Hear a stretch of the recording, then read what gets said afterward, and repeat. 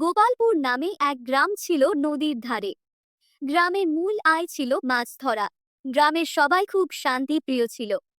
গ্রামে থাকতো মীরা নামে এক মেয়ে। মীরা খুব সাহসী এবং বুদ্ধিমতী ছিল।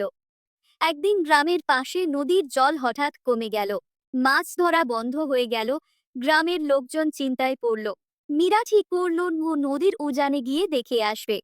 সে তার বন্ধুদের নিয়ে বেরিয়ে পড়ল। অনেক দূর গিয়ে তারা দেখল কাঠের বড় গুঁড়ি নদীর ধারা আটকে দিয়েছে। মীরা সঙ্গে সঙ্গে পরিকল্পনা করল। সবাই মিলে গুঁড়িটি সরিয়ে দিল। নদীর জল আবার বয়ে চলল। গ্রামে ফিরে মীরা খবর দিল। সবাই খুব খুশি হলো। আবার মাছ ধরা শুরু হলো। গ্রামের বাজার জমে উঠল। গ্রামের বড়রা মীরাকে ধন্যবাদ জানালেন। তারা বললেন, তুমি আমাদের বাঁচিয়েছ, তোমার সাহস আমাদের অনুপ্রেরণা। সেদিন থেকে গোপালপুরের মানুষ শপথ নিল যে কোনো সমস্যায় তারা একসাথে কাজ করবে। আর মীরা গ্রামের শিশুদের শেখাতে লাগলো, প্রকৃতি আমাদের বন্ধু, তাকে রক্ষা করা আমাদের দায়িত্ব।